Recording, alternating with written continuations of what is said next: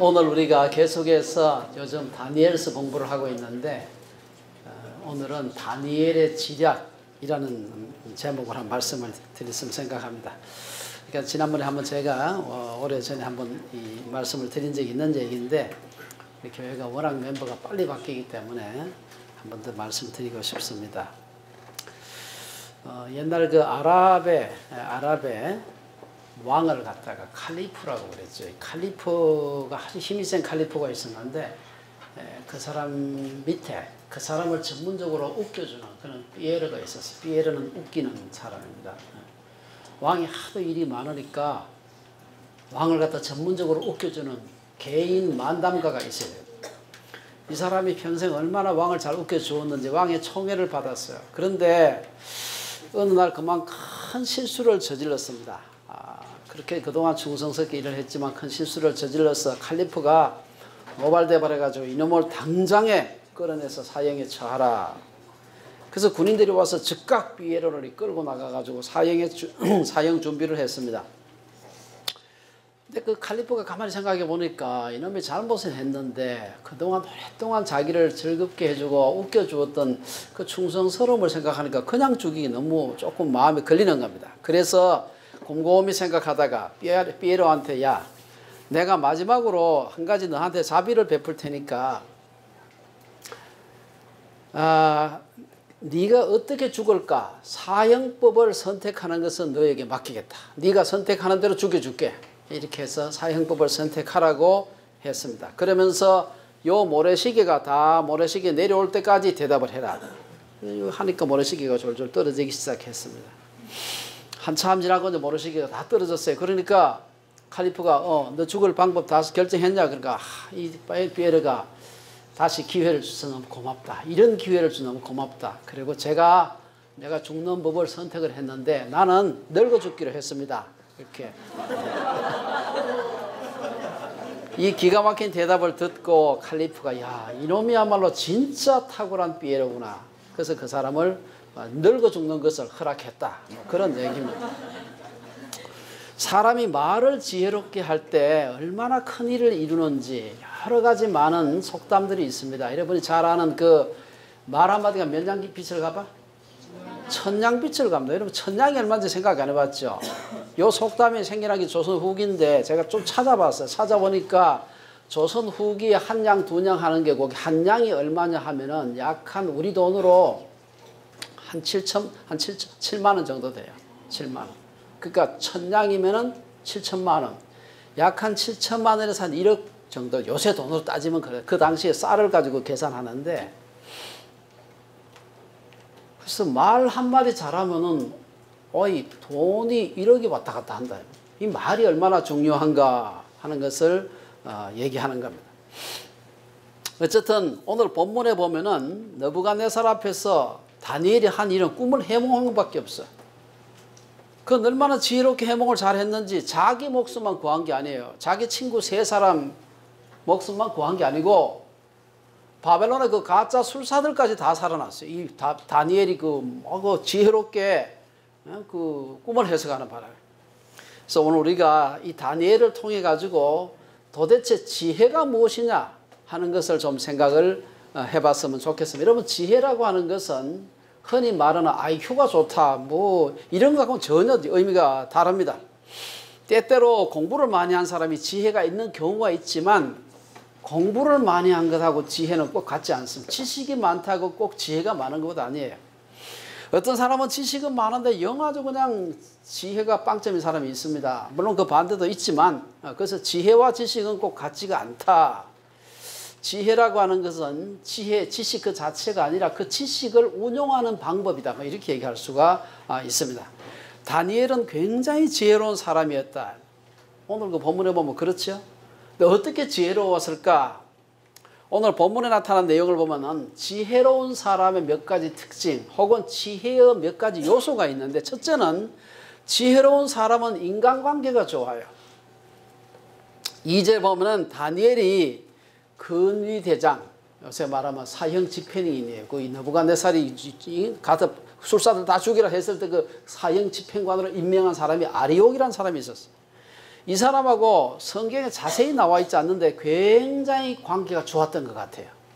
사실은 아리옥은 지금 다니엘을 죽이러 가는 사람이에요. 왜냐 아리옥 다니엘도 그 지혜자 중에 속해 있었기 때문에. 그런데 그 아리옥한테 와가지고 뭐 그렇게 급하게 왕의 명령이 왜 그렇게 급하냐.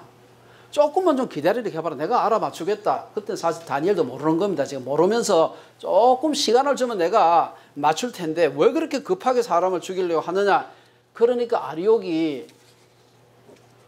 이 관계가 나빠서면 요놈 잘 됐다. 안 그래도 미웠는데 하고 그냥 그때 떼잡아서 그냥 사람 죽일 수도 있는데 이걸 왕한테 가서 이런 사람이 있는데 얘가 맞추겠다고 하는데 좀 기다립시다. 이 얘기를 해준 거예요. 이 얘기 안 해줬으면 다니엘만 죽는 게 아니고 다 죽는 겁니다. 지금.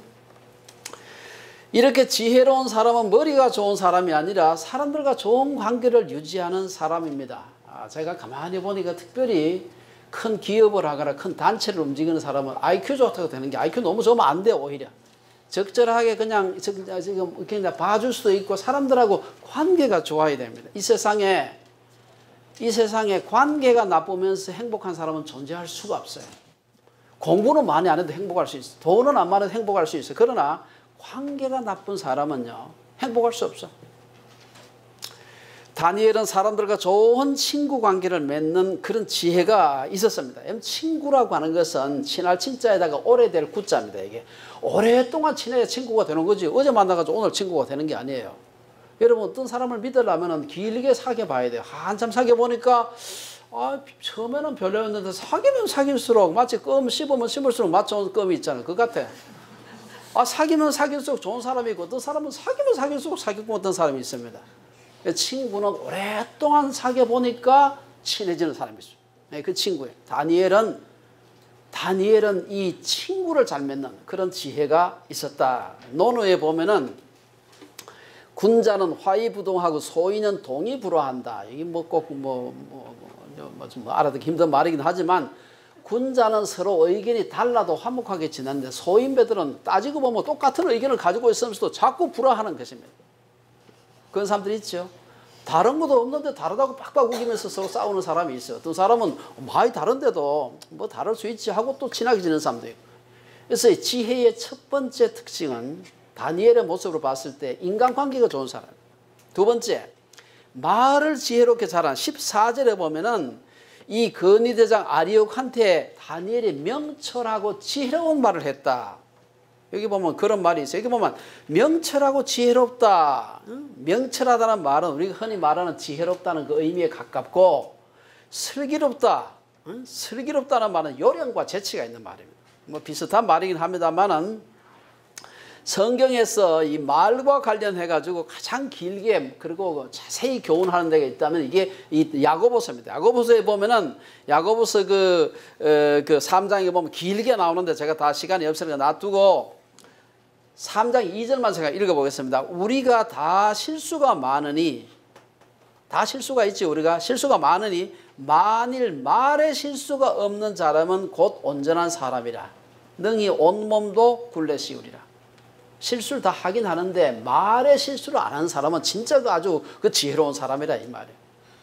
세 번째로 보면 다니엘의 이 침착한 태도를 볼 수 있는데 15절 16절을 한번 보시면은 얼마나 다니엘이 침착한지 몰라. 여기 보면은 자기를 죽이려고 오는 건의대장 사형 집행인 아리옥한테 가가지고 뭐 그렇게 급하게 쫓아갑니까? 오늘 죽여도 되고 내일 죽여도 되는데 자기가 죽임에 당하는 대상인데도 왕의 명령이 왜 그리 급하냐?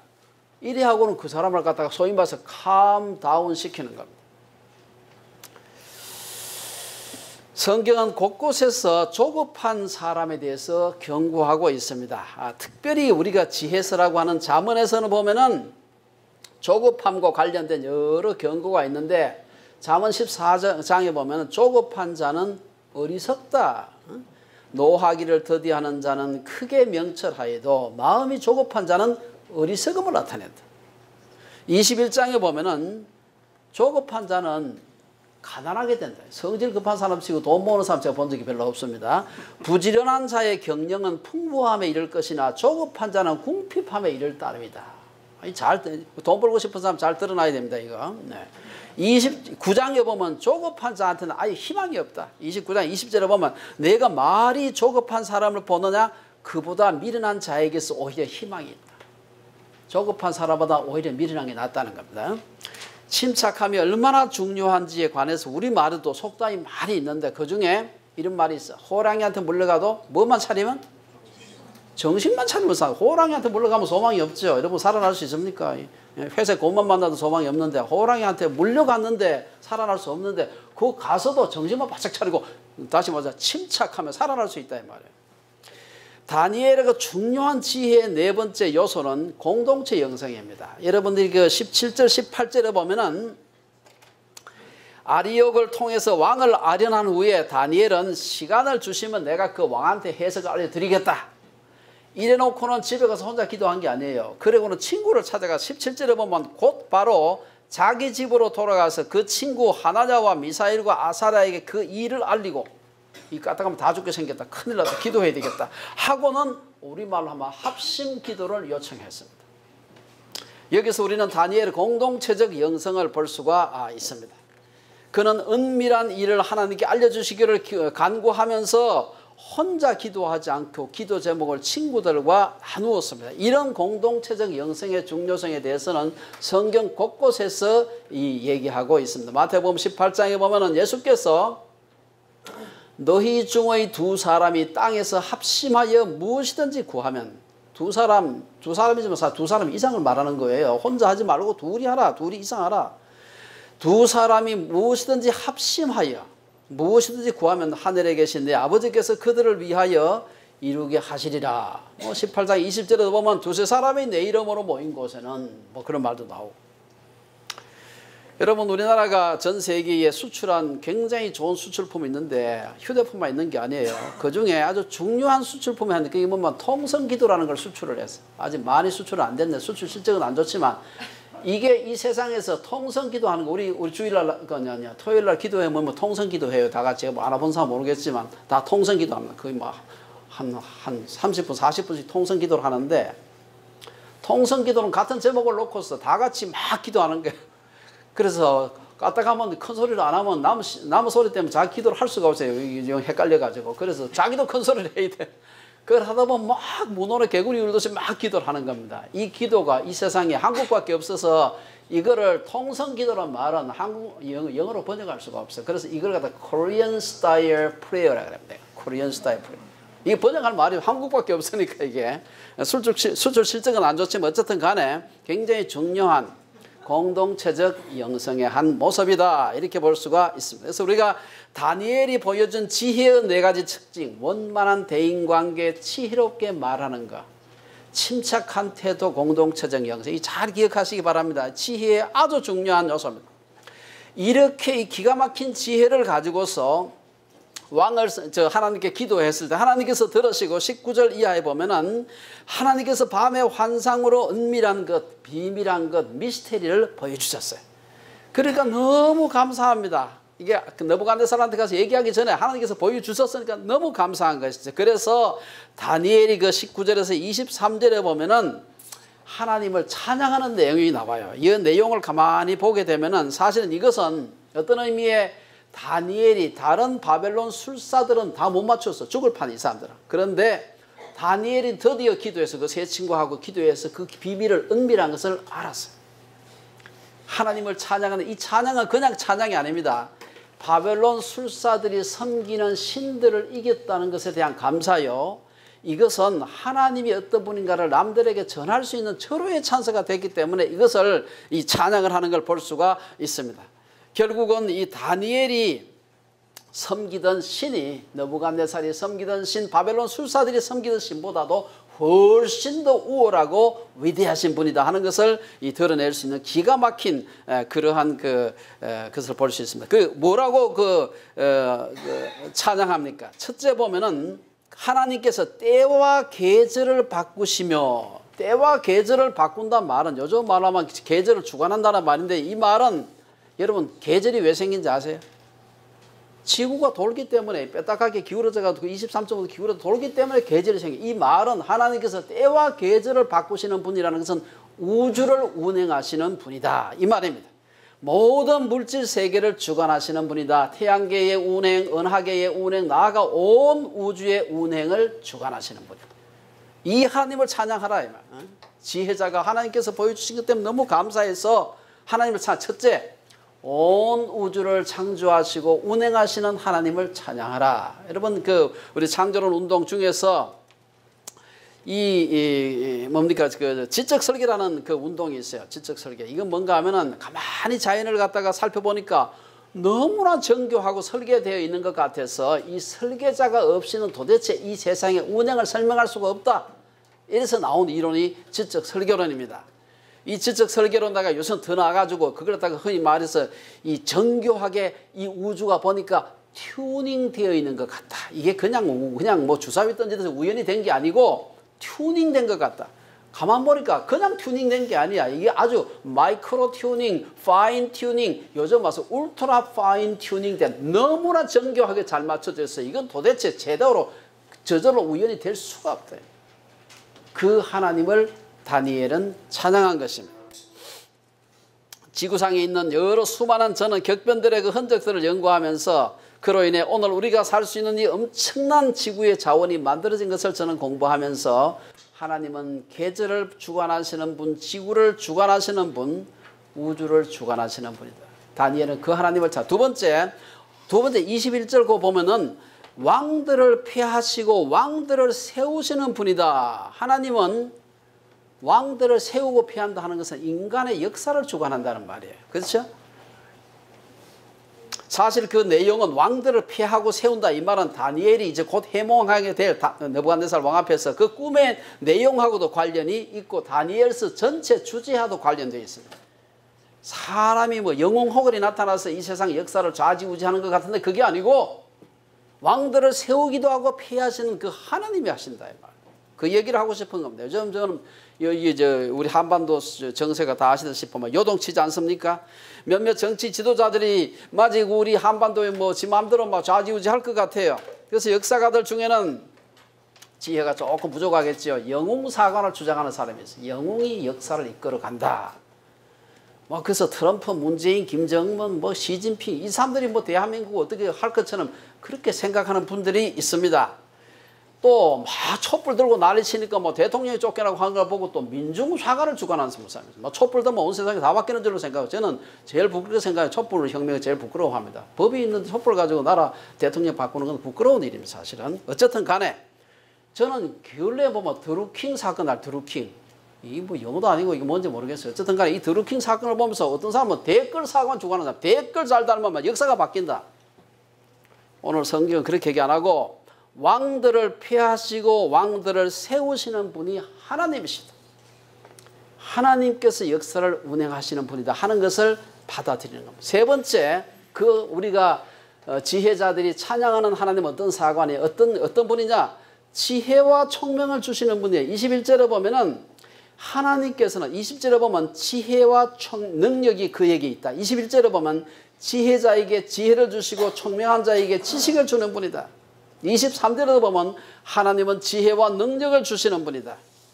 하나님은 지혜의 근원이 되시는 분이기 때문에 야고보 사도는 말하기를 너희 중에 누구든지 지혜가 부족하거든 모든 사람에게 후히 주시고 꾸짖지 아니하시는 하나님께 구하라 그리하면 주시리라.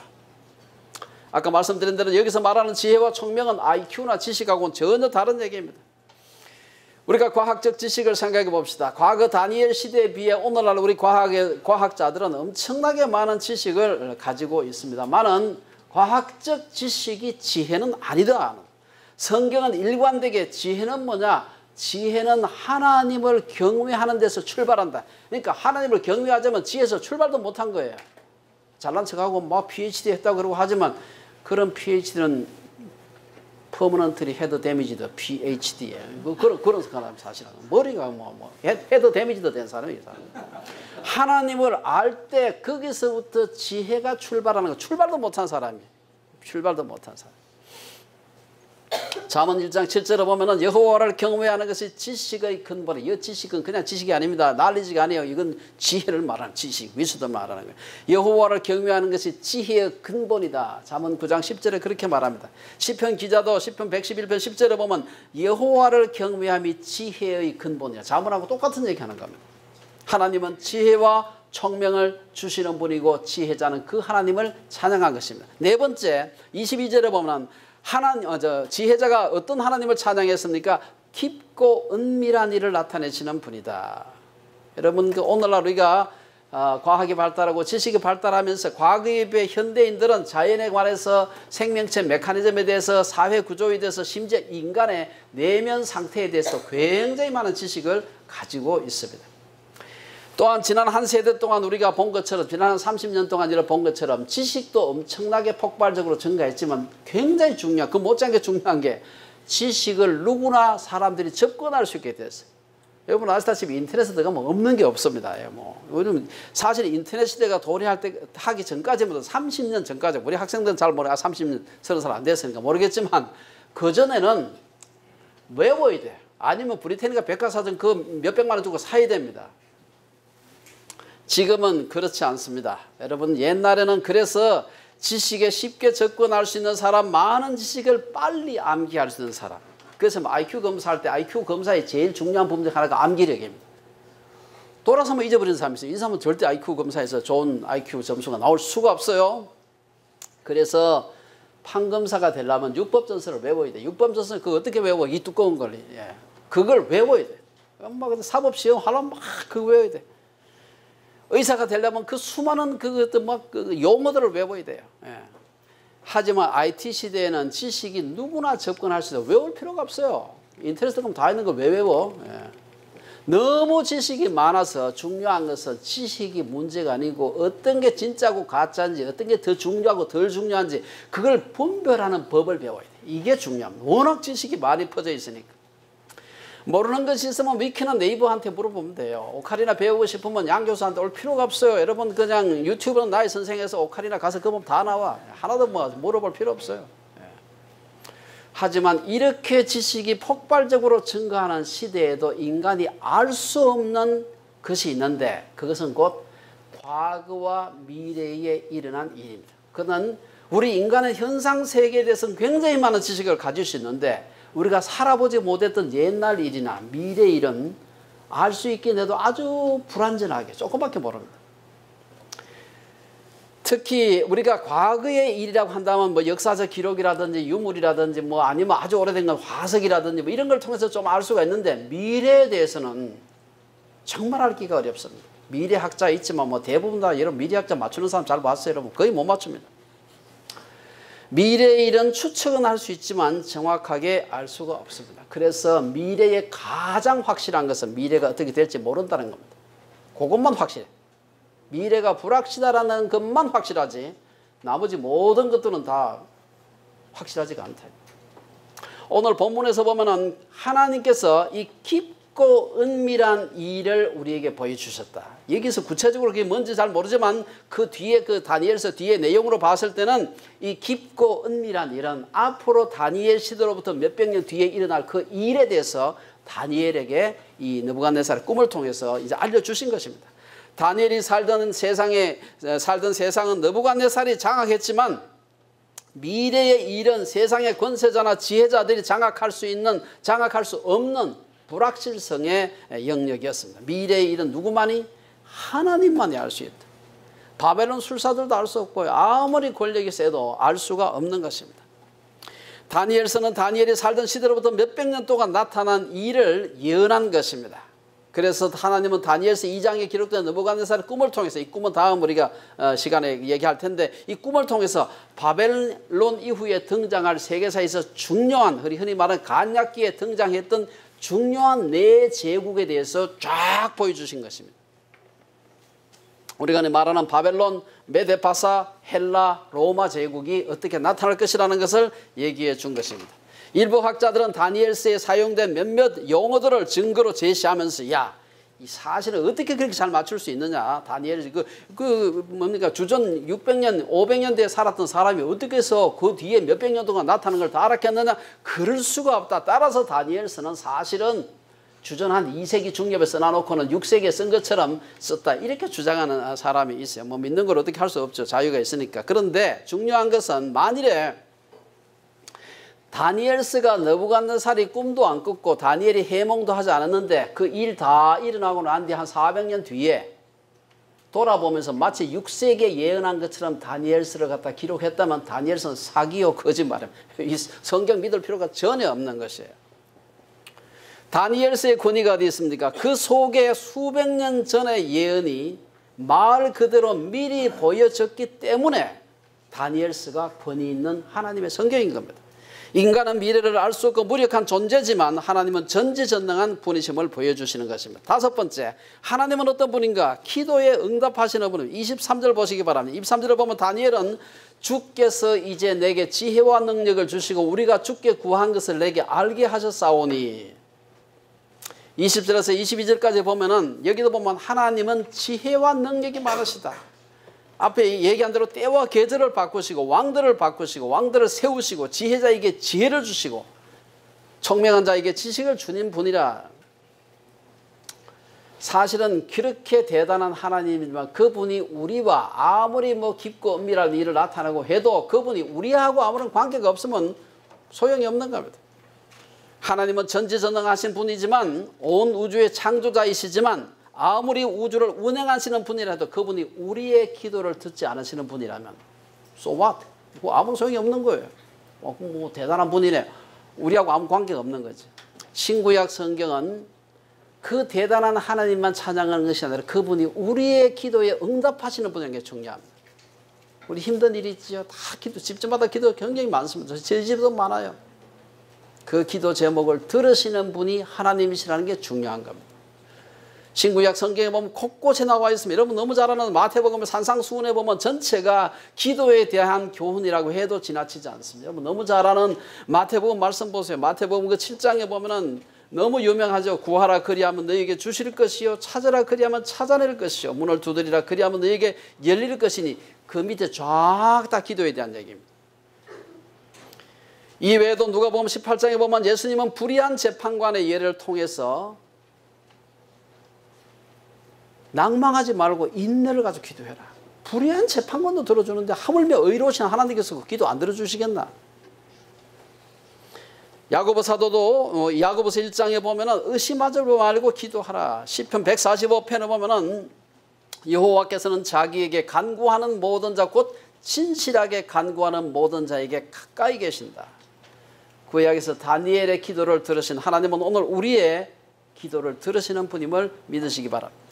마지막으로 우리가 25절에서 30절에 보면은 이 다니엘이 그 꿈을 하나님께서 보여주신 걸 알았다는 것을 그치지 않고 이걸 갖다 기가 막힌 기회로 사용하는데 왕에게 전도하는 기회로 사용하는 겁니다. 이런 일이 아니라면 어떻게 다니엘이 느부갓네살 앞에 가서 전도하겠습니까? 아, 우리 신이 당신 신보다 훨씬 뛰어나다. 앞에가 맞아 죽지요. 그래 하면 하나님께 기도하고 하나님을 찬양한 다니엘이 드디어 아리옥의 인도로 왕 앞에 서게 됩니다. 다니엘의 모습은 어떤 사람이 왕 앞에 설 수 있는가를 보여주는데요. 여러분 우리 학생들 잘 듣기 바랍니다. 잠언 22장 29절에 어떤 사람이 왕 앞에 가서 설 수 있느냐 하는 얘기가 이 딱 성경에 한 군데 나와요. 이거 보면 내가 자기의 일에 능숙한 사람을 보았느냐 이러한 사람은 왕 앞에 설 것이요. 이거 그냥 지나가면 안 됩니다. 이 말 잘 들어야 돼요. 내가 자기의 일에 능숙한 사람을 보았느냐 이러한 사람은 왕 앞에 설 것이요 천한 자 앞에 서지 아니하리라. 여러분 전공 지식에 뛰어난 사람 대통령 앞에 선다 이 말이에요. 쉽게 말하면 트럼프 앞에도 설 수 있고 우리 문 대통령 앞에 설 수 있고 자기 일에 충성되지 못해 엉뚱한 데 관심 갖고 이러면 안 돼요. 자기의 일에 능숙한 사람을 보았느냐 이러한 사람은 왕 앞에 설 것이다. 존귀히 여김을 받을 것이라 이 말이에요. 느부갓네살은 자신의 직무에 충실했던 다니엘을 부르지 않을 수가 없어. 다니엘 아니고는 할 사람이 없으니까 그가 아니면 자기의 꿈을 해몽할 사람이 없었습니다. 25절에서 30절에 보면 다니엘의 지혜를 그리낌없이 보여주는데 이 다니엘의 지혜의 핵심이 뭐냐? 하나님을 증거하고 자신을 낮추는 겁니다. 이게 아주 중요합니다. 26절에서 29절에 보면은 아리옥의 인도를 받아서 느부갓네살 앞에 서가지고 26절에 보면 왕이 내가 꾼 꿈과 해석만 말고 먼저 내가 꾼 꿈부터 먼저 맞춰라. 내가 꾼 꿈과 그 해석을 네가 능히 내게 알게 하겠느냐? 알게 하죠. 이러이러했으면 안 그러고 그 다음을 잘 보시기 바랍니다. 그 질문에 대답하기 전에 다니엘에게는 말해야 할 중요한 사항이 있었는데 그것은 자기가 섬기는 여호와 하나님이 얼마나 대단하신 분인가 그 얘기부터 해야 그 다음 답을 하지 그 얘기 안 하고는 답 안 하는 것입니다.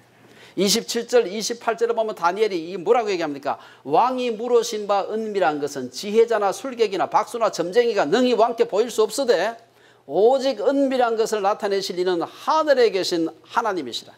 그가 느부갓네살 왕에게 후일에 될 일을 알게 하셨나이다. 다니엘은 혹이라도 그 대단한 꿈 해몽하는 이 소위 환상 계시를 받았는데 그 대단한 것이 자기한테 그 공이 스포트라이트가 자기한테 향해질까 싶어가지고 대답하기 전에 일단 그 환상을 주시고 나로 알게 하신 분은 내가 아니고 내가 지혜가 된 사람이 아니고 하나님께서 내게 알게 해주셨다. 28절에서 30절에 보면은 이 말을 갖다가 다시 반복하고 있어. 오직 은밀한 것을 나타내실 이는 하늘에 계신 하나님이시라.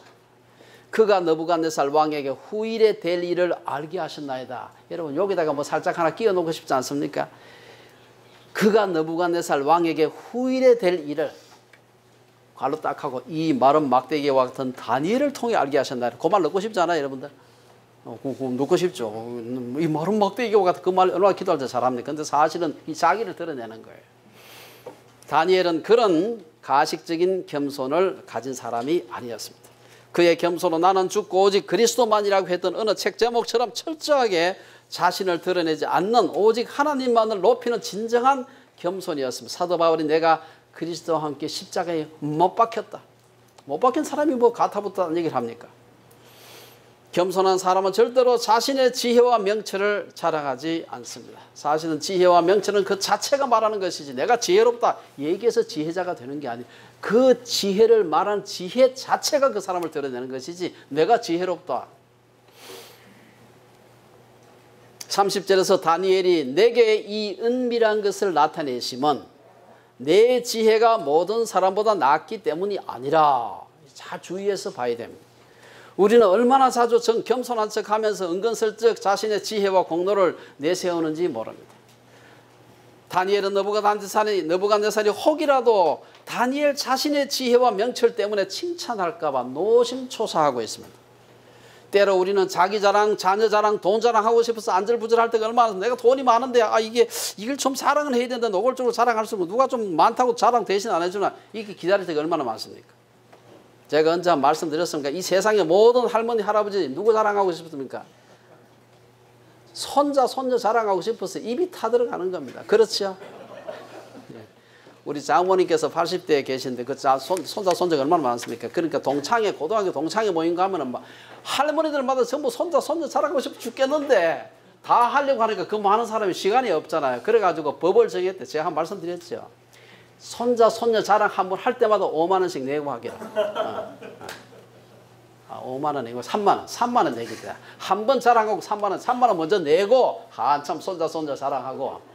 그러니까 그래도 3만 원 내고 누가 자랑하다 싶은데 그래도 몇 사람 자랑할 사람이 꼭 있대. 그러니까 한 돈 10만 원 되니까 모일 따라 회비 거둘 필요가 없대. 손자, 손녀 자랑한 사람 몇 사람은 있으면 그냥 점심값 해결되니까. 그 지혜로운 방법도 그래. 3만 원, 한 돈 10만 원 모이면 점심값 되니까 우리 좀 힘들지만 덜어주자. 자기를 낮추고 하나님을 높이는 이 두 가지는 모든 지혜의 처음과 마지막입니다. 자기를 높이는 자가 지혜로울 수 없고 탐욕스러운 자가 하나님의 뜻을 알 수가 없습니다. 나이가 들수록 세상 자랑거리가 많아질수록 자랑하지 않도록 무지하게 조심해야 됩니다. 겸손과 하나님을 높이는 것은 이것은 성경에만 나타난 교훈이 아니에요. 일반 세상에서도 마찬가지입니다. 이 세상에서 지자랑 많이 하는 사람 다른 사람이 없습니다. 겁은 내지만 따르지는 않아요. 마지막으로 오늘 본문을 다시 한번 생각해 봤으면 좋겠습니다. 오늘 본문은 다니엘이 느부갓네살 왕의 꿈으로 인해 생긴 절체절명의 위기를 어떻게 극복했는가 하는 것을 보여주고 있습니다. 느부갓네살은 자신이 정복한 아시리아 바벨론이 멸망시키잖아요. 그 다음에 그 애굽 얼마나 대단한 나라였습니까? 그거 망했어요, 바벨론한테. 그런데 가만 생각하니까 역사를 가만히 보니까 자기가 지금은 대단한 바벨론 제국을 세웠는데 이 나라도 언제 망할지 모를 것 같은 이 불안한 생각이 드는 것입니다. 그는 상하궁의 비단 침대에 누워 있었지만 제국의 미래에 대한 불안과 염려를 떨쳐버릴 수가 없었습니다. 좋은 침대가 단잠을 보장하지 않았습니다. 하나님은 이런 은밀한 불안과 염려, 두려움에 잠겨있는 느부갓네살에게 꿈을 통해서 네가 지금 대단한 것 같지만 바벨론 제국이 앞으로 어떻게 될 것이다 하는 것을 꿈으로 보여줬어요. 그리고 그 꿈을 다니엘을 통해서 명확하게 해몽을 한 것을 볼 수가 있습니다. 다니엘은 이 기회로 이 느부갓네살이 꾼 꿈으로 인해 가지고 사실 그게 엄청난 위기였으면서 위험한 기회였지. 이 기회를 통해서 친구들과 더불어 기도했고 그 기도 때문에 옆에 있는 사람까지 구원을 받게 되었습니다. 여러분 가만히 보면은 오늘 그 지혜를 주신 하나님을 그는 이 기회를 통해서 찬양하고 드러냈습니다. 만약 이게 아니었으면 느부갓네살 앞에서 산잘 왕 앞에서뿐 아니고 느부갓네살 왕 앞에서 하나님의 위대하심을 드러냈다면 온 바벨론 제국에 다 드러낸 거예요, 사실은. 나중에 보면 그 얘기하지 않습니까? 이 다니엘이 섬기는 하나님을 온 제국에서 다 섬기라. 오늘 본문 전체에서 다니엘은 놀라운 꿈 해몽을 한 후에 칭찬이 쏟아지자 곧바로 그 칭찬을 하나님께 돌린 것을 볼 수가 있습니다. 두 번째, 이 지혜를 통해서 다니엘은 물론 그 세 친구들의 목숨은 물론 옆에 별 볼 일이 없었던 갈대아 술사들까지 다 구원을 받게 됩니다. 우리 말 중에 모진 놈 옆에 있으면 뭘 맞아요? 모진 놈 옆에 있으면 벼락 맞는다 그런 말이 있습니다. 착한 사람 옆에 있어야 되지 복을 받지. 모진 놈 옆에 있어야. 그래서 그러나 다니엘 같은 사람 옆에 있으면 복을 받는 것입니다. 여러분 성경에 보면 그런 얘기가 많아요. 그 사람은 별 볼 일이 없는데 좋은 사람 옆에 있어서 복 받은 사람 성경에 많습니다. 뭐 누가 생각납니까? 롯이 아브라함 옆에 있어서 복 받았지. 롯이 별로 보면 뭐 별로 잘한 게 없어요. 근데 아브라함 옆에 있는 바람에 복을 받았고 라반도 그 얍사박 이럴 데 없는데 야곱 옆에 있어가지고 복을 받았어요. 그렇지 않습니까? 여러분 그 애굽의 그 보디발과 바로는 요셉 옆에 있어가지고 그냥 덤으로 그냥 복을 받은 거예요. 제 삶의 모토도 내 옆에 있는 사람이 나로 인해서 복 받기를 이걸 아브라함의 복이라고 해요. 이 복 받기를 제가 늘 생각하고 있습니다. 어쨌든 다니엘의 기도와 그 기도의 응답을 요약한다면 하나님을 경외하고 사람들을 사랑한 것이라고 볼 수가 있습니다. 다니엘은 하나님을 높이는 데 모든 기회를 사용을 했고 그로 인해서 그 옆에 있던 사람들이 복을 받은 것입니다. 여러분 마태복음 22장에 보면 한 율법사가 예수님에게 예수 율법 중에서 어느 계명이 제일 큽니까? 물었을 때 우리 잘 아는 말씀을 예수님께서 딱 그냥 저는 이 대답이 나오는 예수님의 그 말씀을 보면서 와, 이 정말 예수님이 하나님이시구나 그 생각을 어떻게 이 말이 그냥 튀어나올까? 율법의 조항들이 얼마나 많아 구약에. 그런데 다 거두절미하고 내 마음을 다하고 목숨을 다하고 뜻을 다하여 주 너의 하나님을 사랑하라 하셨으니 이것이 크고 첫째 되는 계명이요 둘째도 그와 같으니 내 이웃을 내 자신과 같이 사랑하라 하셨으니 이 두 계명이 온 율법과 선지자의 강령이니라. 다니엘의 그 지혜자의 모습 속에서 이 율법의 이 두 대강령이 그대로 드러나 있는 것을 볼 수가 있습니다. 하나님을 경외하고 이웃을 사랑하는 이 두 가지는 그리스도인들은 물론 모든 사람들에게 주신 하나님의 명령입니다. 탁월한 지략을 가졌던 다니엘은 바로 이 점을 잊어버리지 않았습니다. 그런 의미에서 그는 진정한 지혜자였다. 우리에게 어떤 재능을 주셨든지 어떤 은사를 주셨든지 주신 목적이 뭐냐? 잘 먹고 잘 살라고 준 게 아닙니다. 그것을 주신 목적은 자기 혼자 혹은 자기 자녀만 혹은 자기 가족만 대를 이어서 잘 먹고 잘 살라고 주신 게 아닙니다. 하나님을 경외하고 이웃을 사랑하기 위한 것임을 우리가 알고 하나님을 섬기고 이웃을 사랑하는 이 복을 무슨 복이라 했습니까? 이 아브라함의 복입니다. 이 아브라함의 복을 받는 우리 주빌리의 온 식구들, 벨국제학교의 온 우리 학생들, 선생님들 되시기를 주의 이름으로 축원합니다. 기도하겠습니다.